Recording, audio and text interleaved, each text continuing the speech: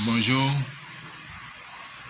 professeur Kodjo Laurent Ayaoblem, maître de conférence en économie internationale et mondialisation à l'Université de Lomé. Dans cette vidéo, nous allons faire une analyse et un rapport et une planification de la manifestation de vendredi dernier jusqu'à dimanche 5 mai 2024.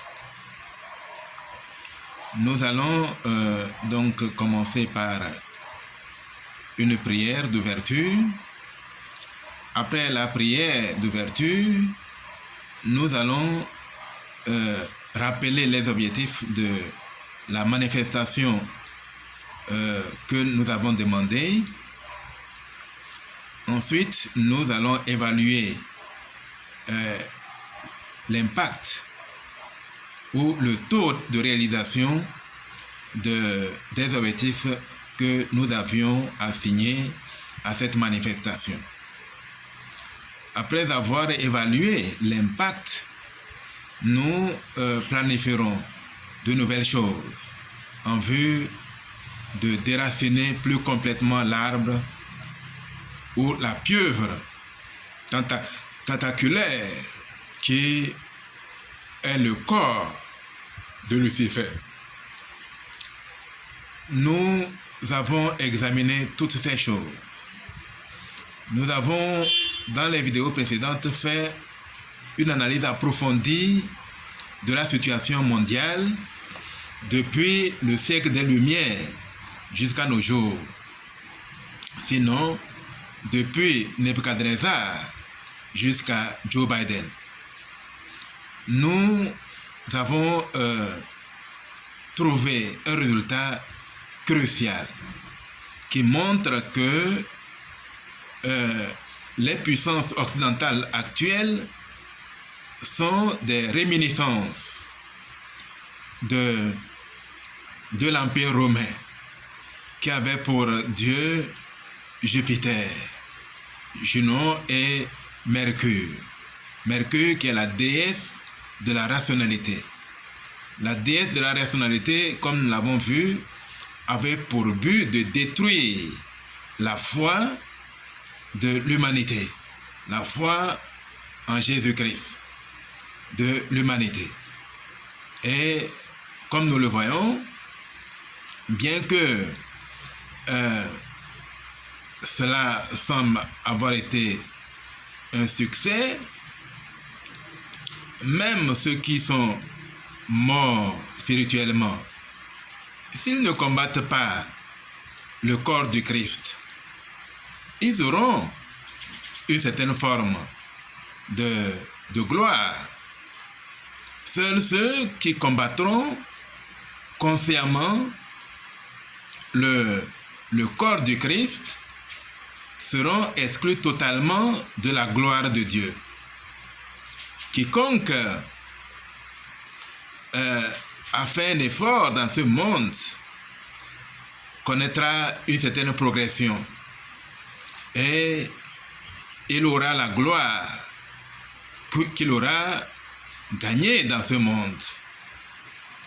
Quiconque aime ce monde héritera d'un monde semblable à celui-ci. Quiconque aspire à la gloire céleste peut obtenir la gloire céleste.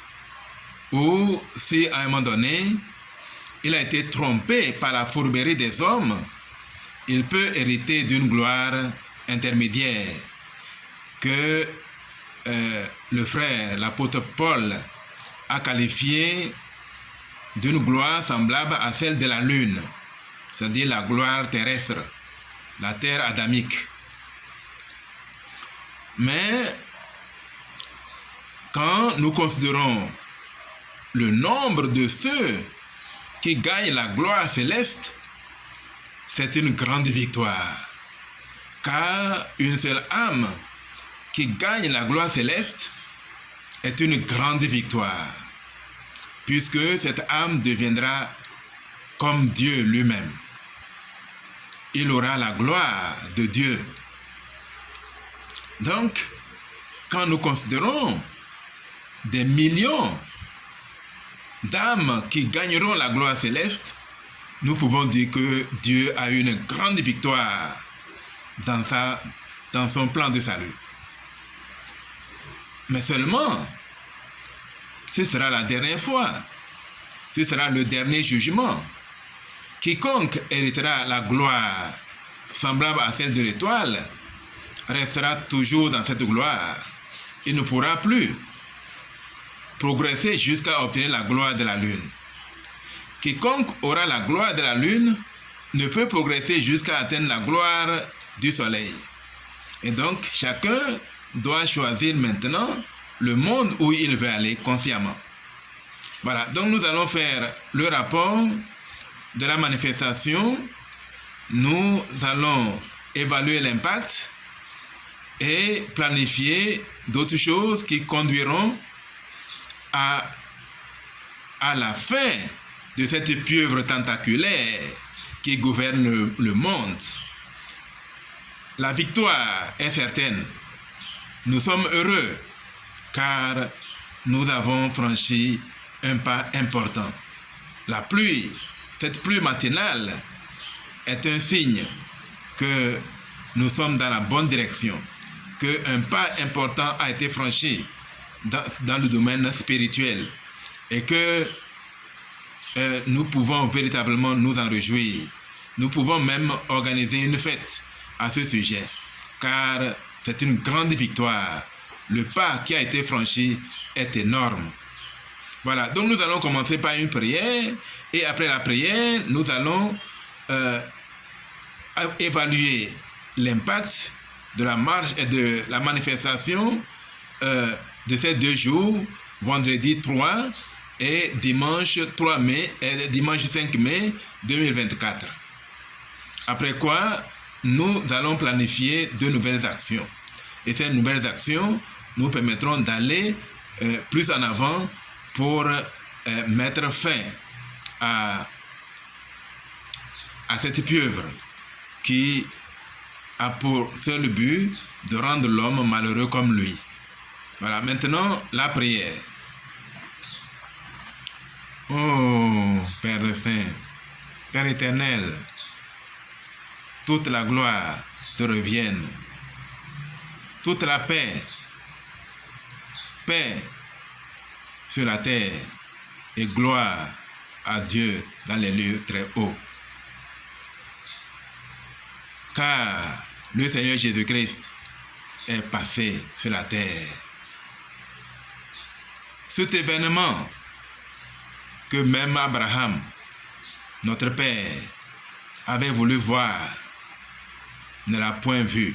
Et ne l'a point vu. Nous autres, tu as permis que nous vivions dans la période des temps, dans cette dispensation, dans cette dernière dispensation, où nous pouvons nous réjouir que l'expiation infinie a eu lieu. Père, toute notre reconnaissance, nous te rendons grâce, nous te glorifions, toi le seul vrai Dieu. Père, maintenant, nous voulons te connaître davantage, car te connaître, c'est faire tomber Lucifer. Te connaître et connaître Jésus-Christ que tu as envoyé, c'est faire tomber Lucifer. Nous prions afin que la planification d'aujourd'hui nous permette de te connaître davantage, afin que cette pieuvre soit liée pour toujours et à jamais. C'est notre prière au nom sacré de ton Fils unique Jésus-Christ. Amen. Maintenant, nous allons évaluer l'impact de la manifestation du 3 et du 5 mai 2024. Quels étaient les objectifs de cette manifestation? Nous avons organisé cette manifestation en vue de lier Lucifer afin que lorsqu'une masse critique de cette population aura quitté le corps de Lucifer, que cela devienne de plus en plus la pierre qui se détache de la montagne sans le secours d'aucune main, qui vient frapper la statue géante de Nebuchadnezzar à ses pieds, et cette statue devienne comme une gerbe de balles qui s'échappe pendant les récoltes, et aucun souvenir ne sera tenu de cette balle que représente ce corps de Lucifer qui a commencé depuis Nebuchadnezzar et qui continue aujourd'hui avec Joe Biden et ses alliés. Voilà, donc c'était cela l'objectif. Mais est-ce que cet objectif est atteint? On peut se réjouir quand un grand pas a été franchi. Quel est ce pas qui a été franchi? Combien se sont repentis vendredi et dimanche? Vendredi dans les mosquées et dimanche dans les églises? Où est-ce que cela s'est passé? Combien se sont livrés à cette activité? Il faut se réjouir. Dieu, dans sa préséance, a voulu que l'enseignement mondial de ce dimanche porte sur la repentance, l'expiation. Je ne savais pas que ce dimanche, nous parlerions abondamment de l'expiation, de la repentance. Quiconque est élu de Dieu, quiconque connaît Dieu, sait que Dieu a agi. Comment pouvions-nous imaginer que cette manifestation coïnciderait avec cette leçon mondiale suivie par plus de 12 millions d'âmes dans le monde aurait pu coïncider avec tout cela? Qui l'eût cru?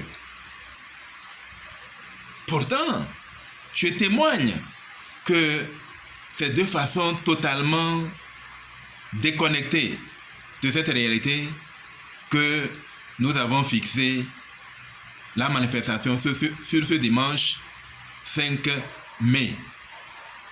Et je résume un peu le contenu de la leçon d'hier.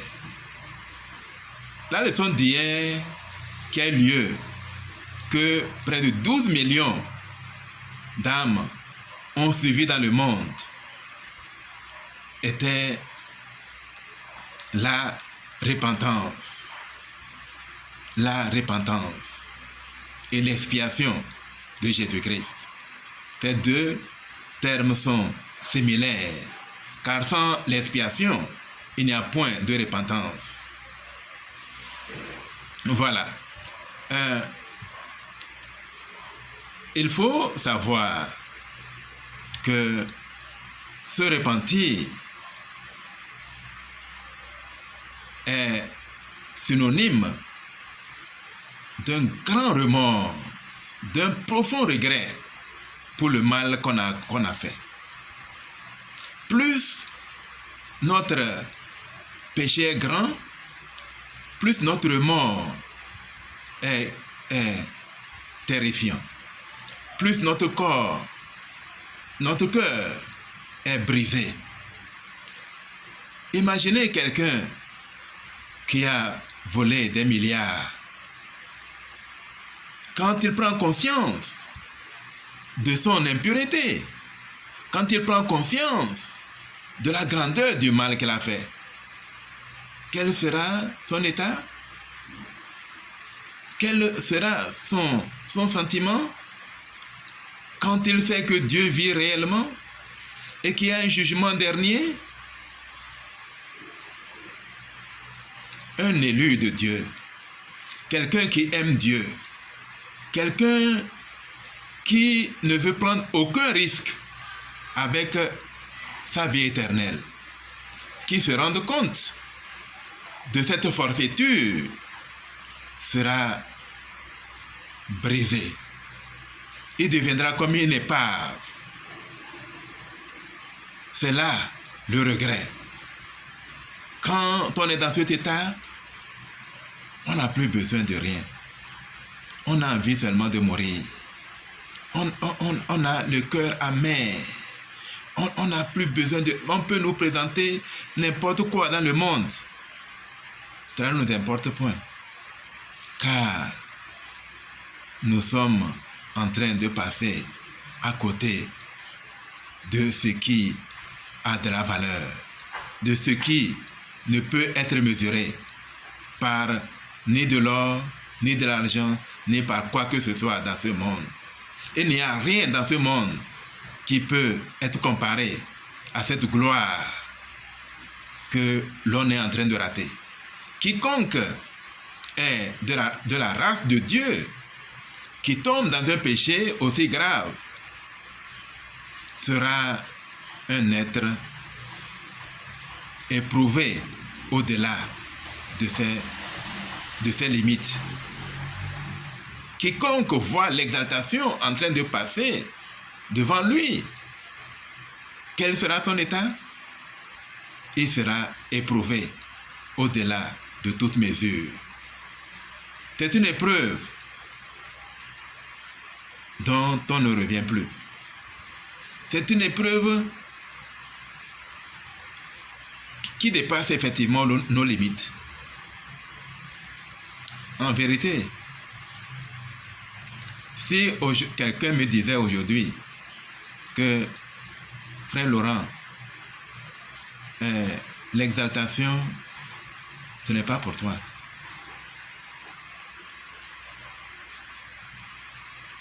Pour moi, il n'y a pas de plus grand malheur qu'une telle phrase.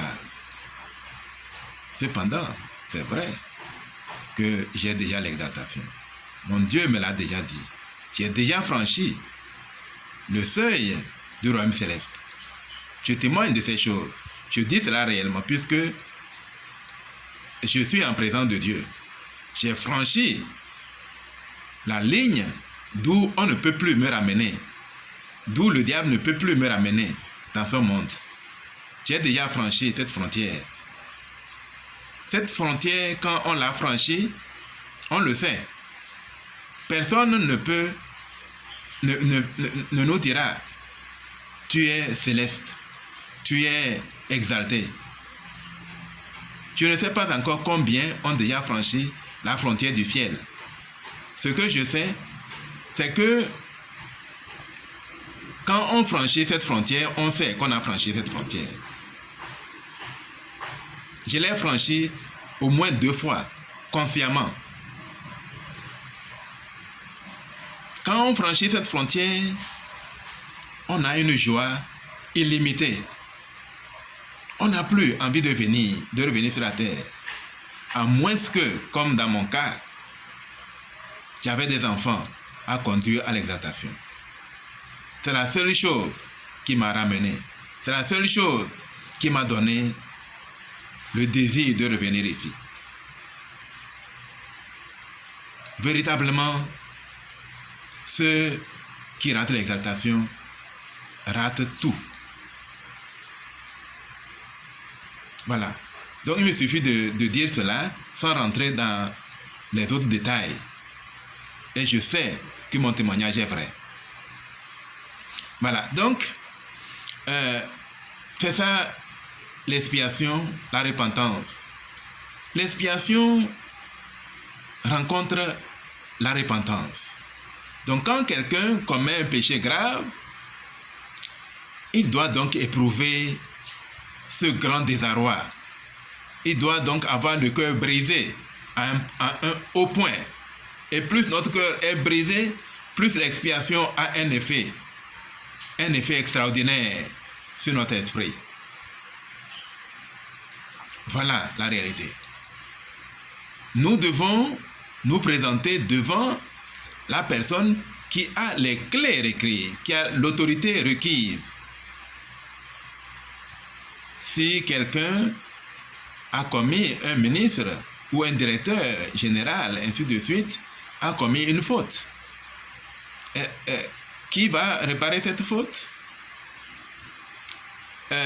Chaque État a établi des juridictions pour des fautes de plus en plus graves.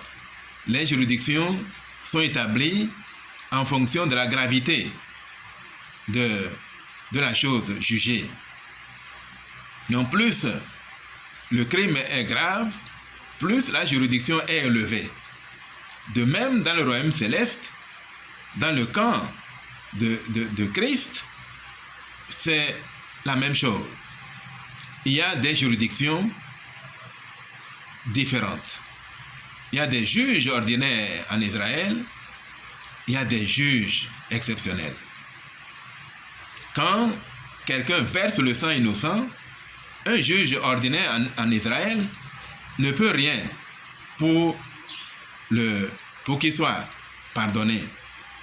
Même, comme je l'avais déjà dit, quelqu'un qui verse le sang innocent ne peut obtenir de pardon ni dans cette vie, ni dans le monde à venir.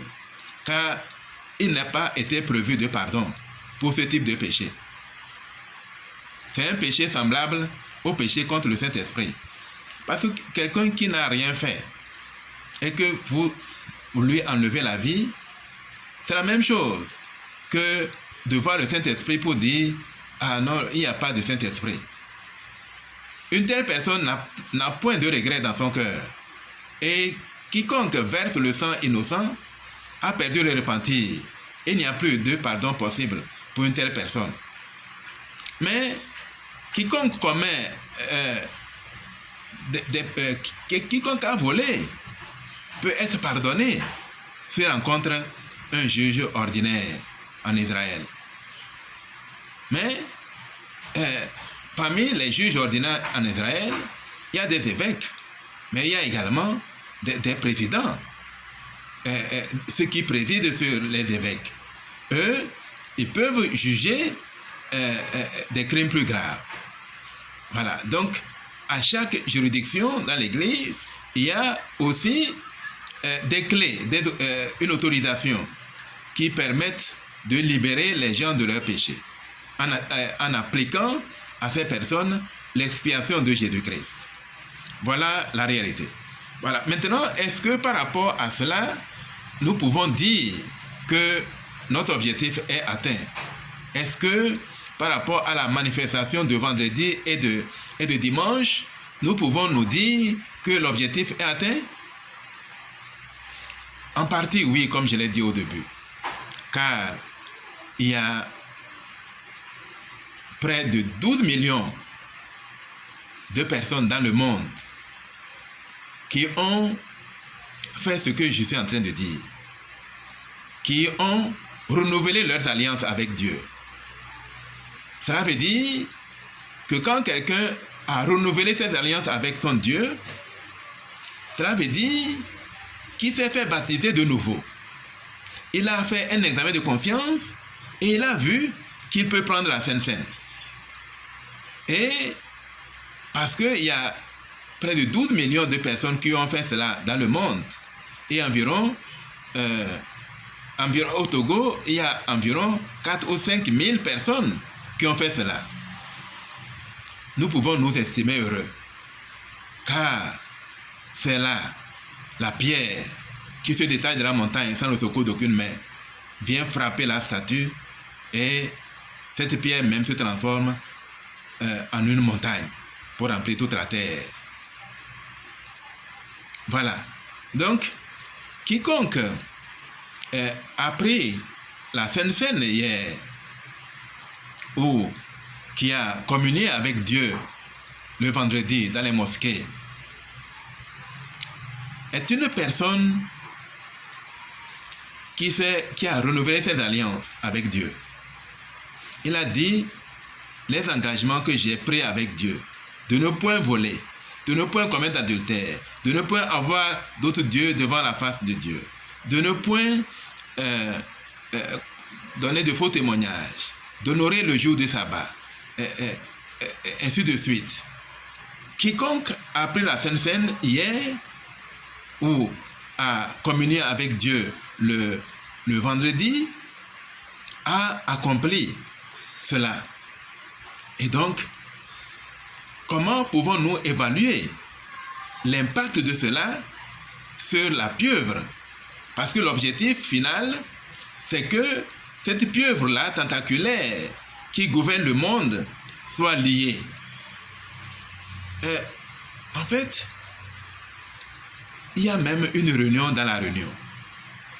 En dehors de cette réunion générale, où tous ont communié, où tous ont renouvelé leur alliance, il y a eu d'autres réunions plus sacrées, dans lesquelles on a demandé aux uns et aux autres d'évaluer leur état par rapport à leurs alliances plus célestes, à leurs alliances sacrées, par rapport à la loi de consécration, par rapport à la loi de l'obéissance, par rapport à la loi de l'évangile, par rapport à la loi de l'adultère, par rapport à la loi de la chasteté, à la loi de chasteté, par rapport au paiement de la dîme. Voilà. Donc, nous voyons que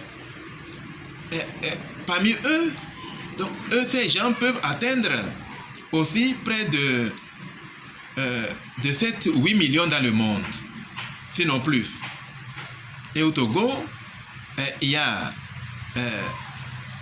on peut dire qu'il y a environ 2000 personnes qui ont fait cette alliance sacrée avec Dieu et qui ont reconsidéré leur position par rapport à cette loi sacrée de l'alliance supérieure qui est la nouvelle alliance éternelle du mariage. Donc tous ces gens qui ont examiné leur conscience hier par rapport à cela ont honoré la manifestation. Donc la manifestation, on peut dire qu'elle a été suivie à près de 300 voire 400%. C'est une chose extraordinaire à laquelle nous ne nous attendions pas. C'est un grand succès. Maintenant, tous ces frères et sœurs qui ont réexaminé leur conscience par rapport à leur alliance, est-ce que cela suffit pour que la pieuvre tombe, pour que la pieuvre soit liée? En partie, oui. Par rapport à eux, la pieuvre est liée. Il y a donc de l'espoir, un grand espoir même. Comme je l'ai dit, cela nécessite d'organiser une fête à ce sujet. Voilà, donc un grand pas a été franchi et nous sommes sur la bonne voie. Ces personnes vont continuer à garder les commandements de Dieu, à respecter leur alliance avec Dieu. C'est un grand pas. C'est pour Sodome et Gomorrhe, c'était 50 que Abraham avait demandé. Mais au Togo seulement, on a 2000 justes, au moins. 2000 justes au moins. Parce qu'ils peuvent atteindre, en fait, ils peuvent atteindre même 1 million dans ce pays. Pour ce million, Dieu fera le miracle. Ce million est prêt. Qu'importe les apparences, qu'importe ce que l'homme voit, ce que Dieu voit est un grand bonheur qui attend les Togolais. C'est un grand bonheur, car il est visible maintenant. Car Babylone est mûre pour la destruction. Babylone est prête pour la destruction. Plus il y a la sainteté dans le pays, plus Babylone devient moribonde. Plus Babylone est mûre, est une honte boueuse. Babylone est terrifiante, elle est nauséabonde. Quiconque est de Babylone a grand lieu de se lamenter, car Sion grandit Sion a grandi massivement ces jours-ci. La sainteté a grandi et Babylone devient nauséabonde. Nous devons donc nous réjouir parce que Babylone devient nauséabonde. Tout ce que nous avons vu depuis ces derniers jours montre que Babylone sent mauvais. Babylone est vraiment nauséabonde. Nous devons vraiment consacrer cela. Nous devons remercier notre Dieu, car il ne se passera plus beaucoup de temps pour que la pierre se détache de la montagne sans le secours d'aucune main, pour venir frapper Babylone à ses pieds, pour la renverser à jamais. Je me réjouis réellement, car un grand pas a été franchi. Nous sommes entre les mains de Dieu. Dieu regarde désormais vers le Togo. Notre victoire est certaine. Il n'y a rien qui puisse contrecarrer notre victoire, car Dieu nous l'a déjà dit.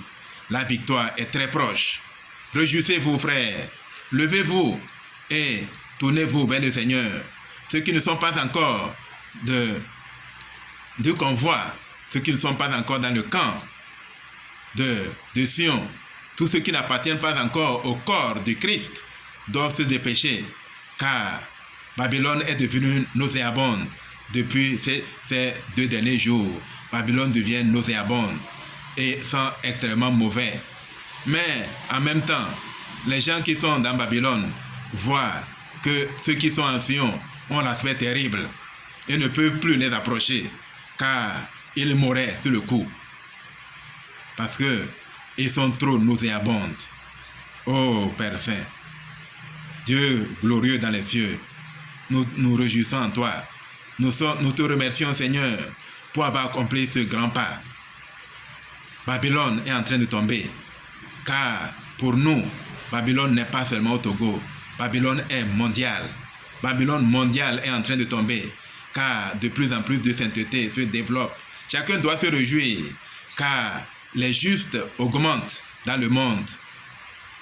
Contrairement aux apparences, les justes augmentent et nous devons nous réjouir, car ce sont ces justes qui constituent la pierre qui se détache de la montagne sans le secours d'aucune main et vient frapper la statue à ses pieds pour devenir grande, pour remplir toute la terre.